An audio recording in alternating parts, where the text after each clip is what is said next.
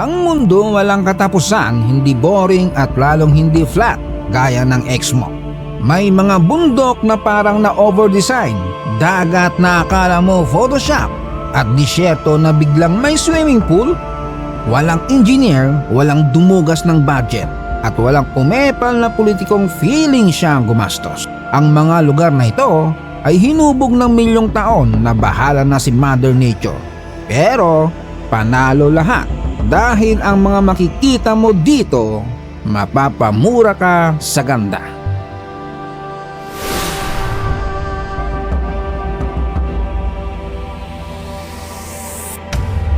Pa-subscribe naman dyan. Simulan natin sa Tiger Leaping Gorge, China. Ang Jinsha River rumaragasa na parang utang na sinisingil. Bumabangga sa mga bangin na halos 3,000 metro ang taas. Yung tunog parang kulog na naka-surround sound. Isa sa pinakamalalim at pinakamaangas na bangin sa planeta. Sabi ng alamat, may tigre raw na tumalon sa makitid na parte ng bangin para makatakas sa mga ngaso. Kaya yan ang pangalan. Yung mga trail sa gilid, nako po, isang maling hakbang lang. Goodbye, bucket list ka na. Sa baba, yung ilog parang matandang dalaga na galit na galit. Walang preno, walang explanation. Ito ang Kawah Ijen sa Java, Indonesia. May pinakamalaking acidic lake sa mundo. Kulay turquoise, mukhang refreshing, pero isang lunok lang, tigok ka na. Sa gabi, bigla nagiging sci-fi movie. Dahil sa asul na apoy galing sa nasusunog na asupre. Yung amoy matindi. Parang nagsabay-sabay ang itlog na bulok at chemistry class. Mahirap ang akyatan. Hindi pwede ang pakyut. Pero pag umaga na, yung sunrise na nagre-reflect sa lawa, mapapasabi ka ng sulit naman pala.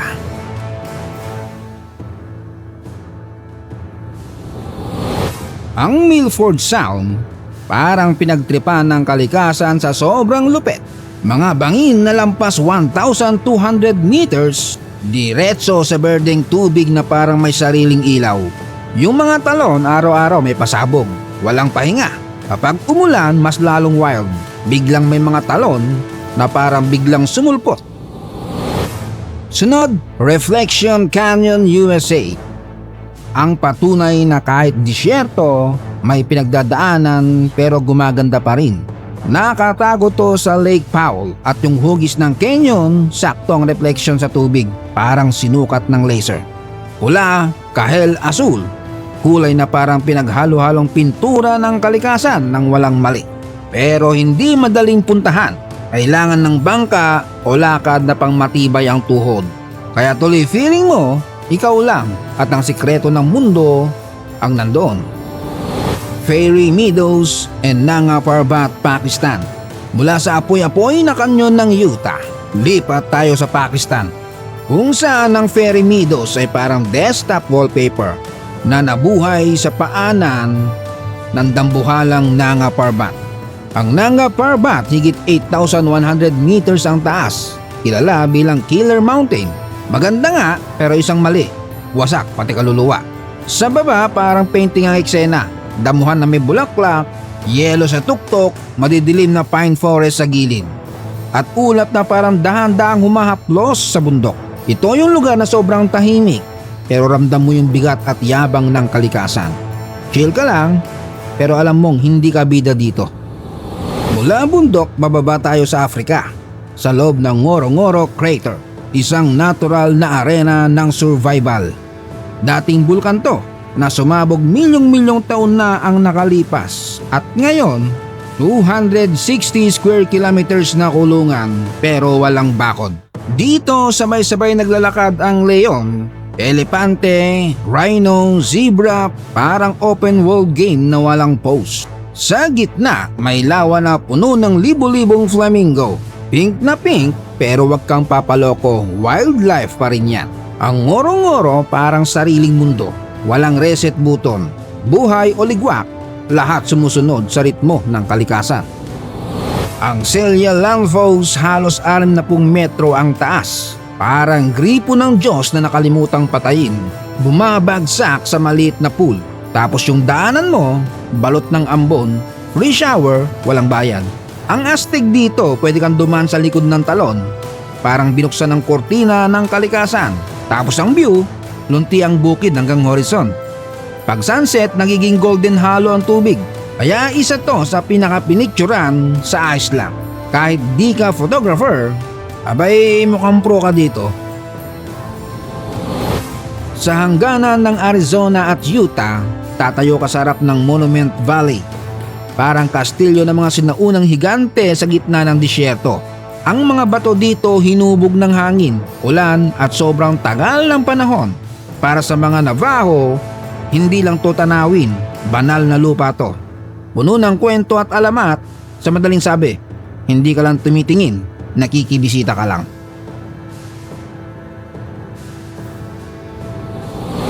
Ang Victoria Falls parang isang dambuhalang kortina ng tubig na biglang hinila pababa. Ang Zambezi River, bagsak ng higit 100 metro, walang warning, diretso agad.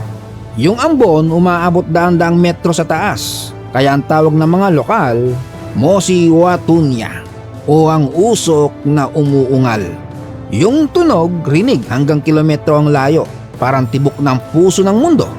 Hindi mo lang naririnig, nararamdaman mo. Mula Africa, balik Asia. Sa Avatar Mountain ng Zhangjiajie, dito ang mga batong haligi ay parang nakalutang sa ulap. Libo-libong sandstone pillars ang tuwid na tumutusok sa langit. Balot ng hamog, parang portal papuntang ibang mundo. Hindi to CGI, totoo to. Ito ang mismong inspirasyon ng floating mountain sa Avatar. Pag dumaan ang ulap sa eye level mo, iisipin mo talaga, abay loko to. Legit pala ang fantasy. Tuwing taglagas ang baybayin ng Panjin Liaoning, bigla nagiging parang dinugo ang kinudkod ng kalikasan. Pulang-pula hanggang abot tanaw, hindi to dugo, hindi rin pintura. Seagrass to na tinatawag na Sueda salsa. Nagiging pula pag malamig na ang panahon. May mga wooden walkway na paikot-ikot sa tubig, parang field trip ng kalikasan. Tapos lahat ng makita mo, iisa ang kulay. Ito yung eksenang isang beses lang sa isang taon lumalabas. Sa timog kanlurang bahagi ng Mauritius, may makikita kang talon sa ilalim ng dagat. Parang sinasabi ng kalikasan, loko kayo, try nyo to. Pero ilusyon lang pala, pinaghalo-halong buhangin, putik at agos ng dagat. Kaya mukhang may walang katapusang bangin sa ilalim. Pagtanaw mula sa taas, yung turquoise na tubig gumahalo sa puting buhangin. Parang abstract painting na gumagalaw. Totoo, pero parang panaginip. Mapapaisip ka kung lasing ka ba o gising. Ang Salar de Uyuni, may higit 10,000 square kilometers. Pinakamalaking asin sa buong planeta. Sa normal days, puting-puti. Parang walang katapusang mesa ng asin. Pero pag tag-ulan, nagiging ganteng salamin. Yung langit, ulap, bundok, lahat nagre-reflect. Pakiramdam mo naglalakad ka sa ulap. Nagsasama-sama ang pink, orange, violet, parang Photoshop na walang edit button. Sobrang surreal. Mapapatanong ka, totoo ba to o loading screen ng langit? Ang Seychelles parang bakasyong pang milyonaryo na libre sa panaginip. Mahigit 100 isla, puting buhangin, malinaw na tubig at batong granite na kasing linis ng bagong wax na kotse. Sa ilalim ng dagat, coral reefs, isda at pagong, parang aquarium na walang salamin. Dito parang bumabagal ang oras, walang stress, walang deadline, alon lang ang may schedule. Ito yung lugar na pag napuntahan mo, ayaw mo nang bumalik.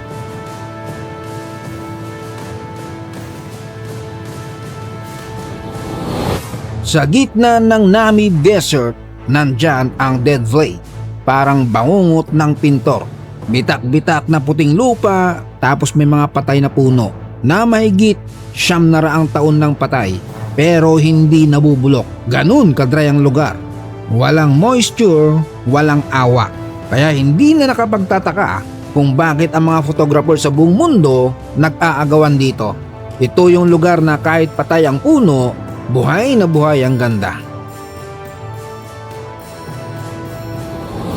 Sa berdeng-berdeng tubig ng Gulf of Tonkin, may mahigit 1,600 na batong isla na biglang tumusok mula sa dagat, parang natural obstacle course ng Earth.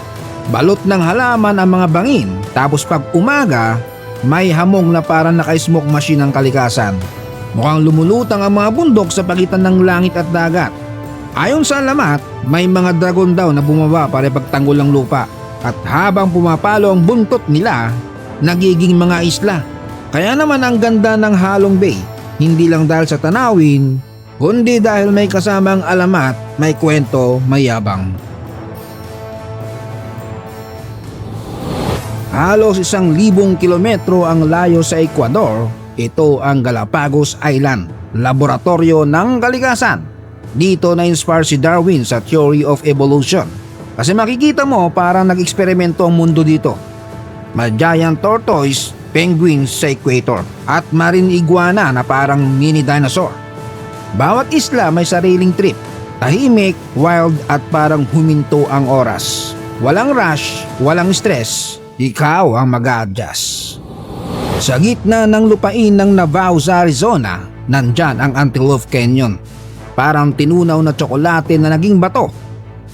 Hinugis ng hangin at tubig sa loob ng milyong taon. Kaya yung pader, kurba kung kurba.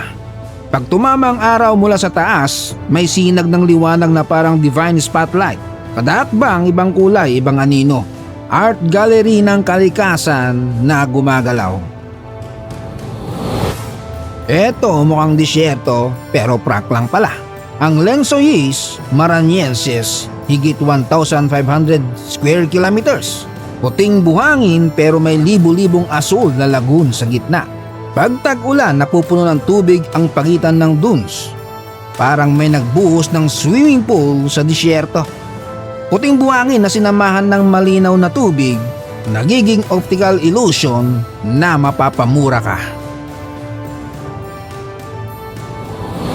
Pagbukang liwayway sa Tanger Highlands, ang Mount Bromo may ulap na parang kumot ng Diyos. Sa malayo ang Mount Semeru, ang pinakamataas sa Java.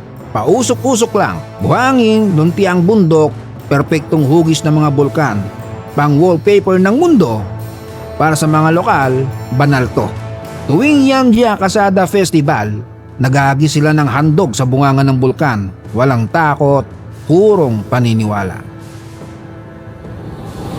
Ang Pamukhail parang snow na mainit. Puting-puting tereses na gawa sa libong taong hot springs. May turquoise na pools na parang spa ng kalikasan. Pag sunset, nagiging ginto at kahel ang paligid. Parang ice palace na sinindihan. Katabi pa nito ang sinaunang lungsod ng Hierapolis. Kaya hindi lang maganda, may history pa.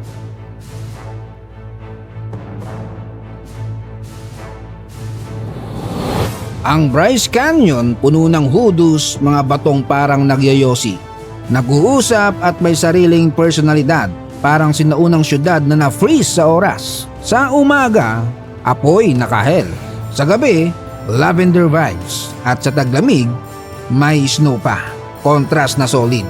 Hindi lang to tanawin, ito'y buhay na canvas. Kulay at ilaw ang nagdidikta na eksena kada oras. Ang Phang Bay, parang watercolor painting na nabasa ng dagat. Mataas na limestone cliffs biglang sumusulpot sa berdeng tubig. Akala mo CGI pero legit. Kalma ang dagat parang salamin, tapos yung mga isla, may tagong kuweba at lagoon na kayak lang ang susi. Pinakasikat, James Bond Island. Pag sunset, gininto ang liwanag ang bumabalot sa lahat. Tubig, bato, ulap. Parang buong bay nag-glow up.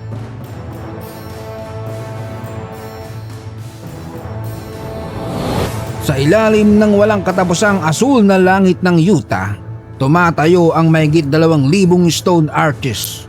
Parang portal papunta sa ibang mundo. Hinugis ng hangin at ulan sa loob ng milyong taon, nagliliyab sa pula at kahel ng disyerto. Ang delicate art solo sa horizon. Pag sunset, golden ang spotlight. Bawat hakbang dito parang naglalakad ka sa oras. Walang filter, purong sinauna. Sa Canadian Rockies, nandyan si Lake Louise at Moraine Lake. Berdeng asul ng tubig dahil sa glacial silt. Ang Lake Louise, perfect reflection ng snow-capped peaks. Parang nakapako ang mundo. Ang Moraine Lake naman nasa Valley of Ten Peaks. Asul na tubig, may fine forest at may rugged na bundok. Sa umaga may manipis na hamog, tahimik, malamig at sobrang payapa.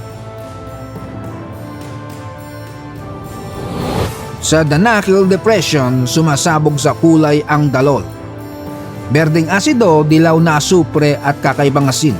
Ang init, lampas 45 degrees Celsius. Para nakaon ang oven ng planeta. Galing sa chemical reaction at geothermal heat. Living painting na delikado pero astig. Hindi lang to wonder, patunay ito na kayang maging baliw at maganda ang mundo ng sabay.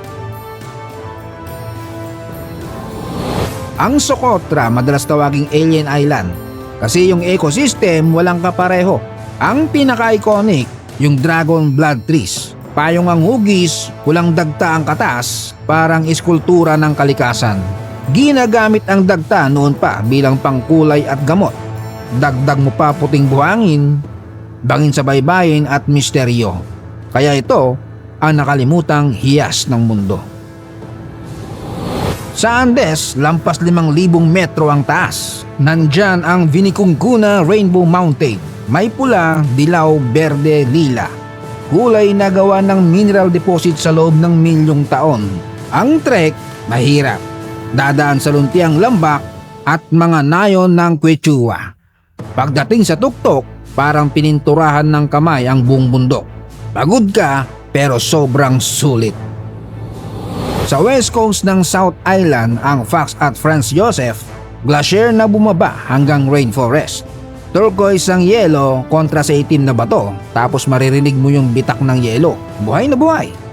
Sa taas makikita mo yung kurba ng yelo na humihiwa sa berdeng gubat at puting niebe.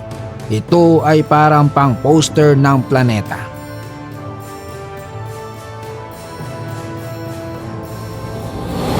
Sa kabundukan ng Islaw, Yunnan, nakaukit ang Hongi Honey Rice Terraces. 1,300 taon na ginawa ng tao at kalikasan. Libo-libong hagdang-hagdang palayan na parang salamin ng langit. Bawat season may trip. Silver pang puno ng tubig, green sa taniman, gold sa anihan. May mga honey villages sa gitna. Ito ay buhay na portrait ng harmony.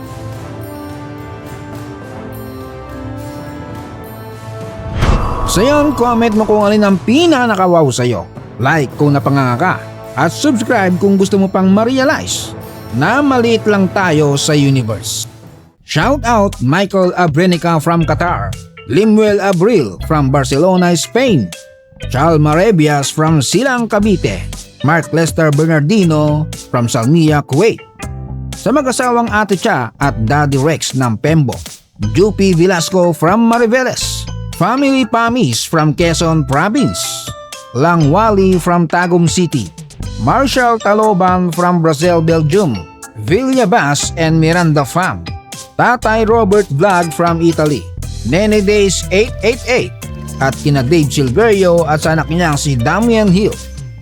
Salamat sa panonood, hanggang sa muli.